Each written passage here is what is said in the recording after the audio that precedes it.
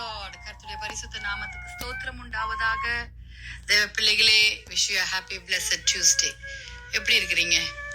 இன்றைய தேவ வாக்கு எபிரேயர் 13:6 அதனாலே நாம் தைரியம் கொண்டு, கர்த்தர் எனக்கு சகாயர், நான் பயப்படேன், மனுஷன் எனக்கு என்ன செய்வான் என்று சொல்லலாம். ஹல்லேலூயா. ஆம் தேவ பிள்ளைகளே, கர்த்தர் எனக்கு சகாயராய் இருக்கும் பொழுது நாம் மனுஷரை பத்தி நாம் ஏன் பயப்பட வேண்டும்? நமக்கு நன்மை வரும் என்பதை ஆண்டவராகிய இயேசு கிறிஸ்து அந்த நன்மைகளை நமக்கு தருகிறார் வாலிப பிள்ளைகள். ஆனா மனுஷீகத்துல அது யாரா இருந்தாலும் அந்த என்வி, போராம, ஐயோ அவங்களுக்கு நல்லது நடக்குதே அப்படிங்கிற எண்ணங்கள் அநேகரை வாட்டி வதச்சு கொண்டு இருக்கும். ஆனால் நாம் ஏன் பயப்பட வேண்டும்? நமக்கு பெரிய சகாயர் இருக்கும் பொழுது, பூமியில நமக்கு எல்லா உடைமைகளும் என்ன குறைவானாலும் சரி, நம்முடைய சூழ்நிலைகள் எவ்வளவு நெருக்கமானாலும் சரி, நம்மை தேவன் மறந்து விடவில்லை. அவர் நம்மை தூக்கி விடுகிறார், கைவிடுவதில்லை. அவர் நம்மை கையே இல்லை ஏந்துகிறார், தப்புவிக்கிறார். நம்ம பரமபிதா நமக்கு என்ன வேண்டும் என்பதை அவர் அறிந்திருக்கிறார். வாலிப பிள்ளைகளே, கர்த்தர் எனக்கு சகாயர், நான் பயப்படேன் என்று நாம் கூறுவோம். துன்ப நேரங்களிலும் சோதனை நேரங்களிலும் நெருக்கடிகளிலும் ஏற்படும் பொழுது முழு நம்பிக்கையோடையே நாம் இதை கூற வேண்டும். ஆம் வாலிப பிள்ளைகளே, சங்கீதம் 118:6-7 என்ன சொல்லுது பாத்தீங்களா? கர்த்தர் என் பட்சத்தில் இருக்கிறார், நான் பயப்படேன், மனுஷன் எனக்கு என்ன செய்வான்? எனக்கு அனுகூலம் பண்ணுகிறவர்கள் நடுவில் கர்த்தர் என் பட்சத்தில் இருக்கிறார், என் சத்துருக்கள் சரி கட்டுதலை காண்பேன். ஹல்லேலூயா. மத்தேயு 10 பாத்தீங்கன்னா தேவன், ஹல்லேலூயா, ஸ்தோத்திரம், 6:30-31-32-33 சொல்லுவார்.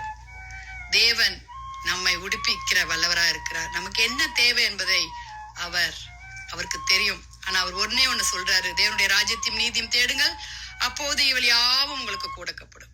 ஹல்லேலூயா. தேவனுடைய ராஜ்யத்தை நம்ம தேடும் பொழுது, வாழ்க்கையிலும் சபையிலும் வல்லமையை அவருடைய வல்லமைகளை தேடும் பொழுது, அவருடைய ராஜ்யம் இந்த உலகத்திற்கானாலும் சரி, மறு உலகத்திற்கானாலும் சரி, நாம் பரலோகத்திற்கு போகும் வரை அவர் நமக்கு சகாயராய் இருந்து நம்மோடு கூட வாழ்ந்து கொண்டிருக்கிறார்.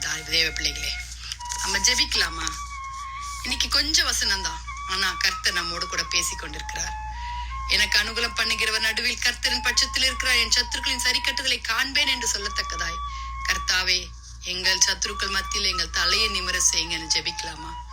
துதிகளின் மத்தியில் வாசமாய் இருக்கிற எங்கள் பரலோக தேவனே, அப்பா, நாங்க இந்த உலகத்துல அநேக கர்த்தாவே அப்பா சத்துருக்கள் மத்தியில நாங்கள் வாழ்ந்து கொண்டிருக்கிறோம். நீர் எங்கள் சகாயரா இருக்கிறீர் ஆண்டவரே.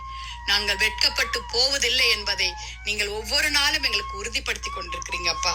ஆண்டவரே, கூடவே இருந்து குழி பறிக்கிற அநேகர் காணப்படுவார்கள் சுவாமி. ஆண்டவரே ஸ்தோத்திரம். என் நன்மை வரும் பொழுது கர்த்தாவே போராமையின் கண்கள் அதிகமாய் ஊடுருவும் கர்த்தாவே. அப்பா ஸ்தோத்திரம். வஞ்சனையான சொற்கள், வஞ்சனையான செயல்கள், மறைமுகமாய் குத்தப்பட்ட காரியங்கள் எல்லாம் ஏறி வரும் கர்த்தாவே. ஆனாலும் அப்பா, உம்முடைய ராஜ்யத்தையும் நீதியும் தேடும் பொழுது இவைகள் எல்லாம் கூட கொடுக்கப்படும் என்று சொன்னது போல எல்லா சத்துருடைய தலைகளை நீ நசுக்குகிற தேவனா இருக்கிறீர். அதற்காக உம்மை ஸ்தோத்திரிக்கிறோம் சுவாமி. உம்முடைய நாமம் தரிக்கப்பட்ட உம்முடைய பிள்ளைகள் தேவனுடைய ராஜ்யத்திற்குரியவர்களாய் என்றும் காணப்பட அநீதியான இந்த உலகத்துல எங்களை பரிசுத்தமாய் பாதுகாத்துக் கொள்ளுங்க. வாலிப பிள்ளைகளை கர்த்தாவே விசேஷமாய் ரட்சித்து வழிநடத்துங்க ஏசப்பா. உம்முடைய கிருபை அவர்களோடு கூட இருந்து கர்த்தாவே ஒவ்வொரு நாளும் அனுதினம் காக்க வேண்டுமாய் ஜெபிக்கிறோம். ரட்சிங்க ஏசப்பா. ஸ்தோத்திரம். வியாதிஸ்தர்களை சுகமாக்குங்க ஆண்டவரே. அப்பா கர்த்தாவே, உம்முடைய ராஜ்யம் வரட்டும் ஆண்டவரே. ஊழியக்காரர்களுக்கு வேண்டிய தேவைகளை சந்திங்க சுவாமி. கர்த்தாவே, உலகத்தை நீ ரட்சித்துக் கொள்ளுங்கப்பா. எங்களை தாழ்த்துகிறோம். குடும்பத்தை ஆசீர்வதிங்க. போக்கிலும் மற்ற கரம் கூடவே இருக்கட்டும். இயேசுவின் மூலம் ஜெபம் கேளும் பிதாவே.